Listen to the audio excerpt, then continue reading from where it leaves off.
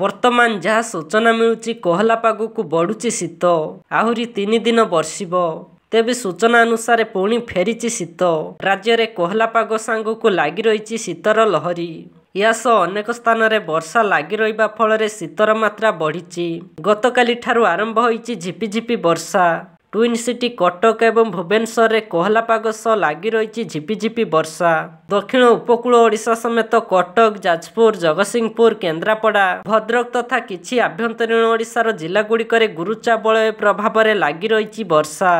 ଏହା ସହ ଆଗାମୀ 3 ଦିନ ପର୍ଯ୍ୟନ୍ତ ରହିଛି ବର୍ଷା। ଗୁରୁଚାବଳୟର ସକ୍ରିୟତା ଆଗାମୀ 25 ତାରିଖ ଯାଏଁ ରହିଥିବାରୁ ରାଜ୍ୟରେ କିଛି ଜିଲ୍ଲାରେ ବର୍ଷାର ପ୍ରଭାବ ଲାଗି ରହିବ। 26 ତାରିଖରୁ ପାଗରେ ପରିବର୍ତ୍ତନ ଆସିବ ବୋଲି ସୂଚନା ଦେଇଛି ପାଣିପାଗ ବିଭାଗ।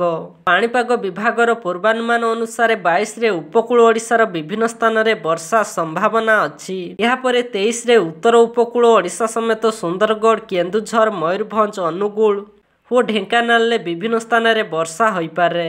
ସେହିପରି 24ରେ ଉପକୂଳ ଓଡ଼ିଶା ସମେତ ମୟୂରଭଞ୍ଜ, ସୁନ୍ଦରଗଡ଼, କେନ୍ଦୁଝର, ଅନୁଗୁଳ, ଢେଙ୍କାନାଳ ଓ କନ୍ଧମାଳରେ ବିଭିନ୍ନ ସ୍ଥାନରେ ସ୍ୱଳ୍ପରୁ ମଧ୍ୟମ ଧରଣର ବର୍ଷା ସମ୍ଭାବନା ଅଛି।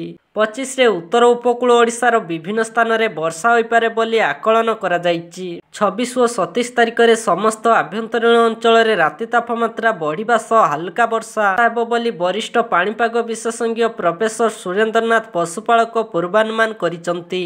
ଘନ କୁହୁଡ଼ି ବି ରହିବ। ଉତ୍ତର ପଶ୍ଚିମ ଭାରତରୁ ସମୁଦ୍ର ଦେଇ ଓଡ଼ିଶାକୁ ଆସୁଥିବା ପବନ ପ୍ରଭାବରେ ବର୍ଷା ହେବ।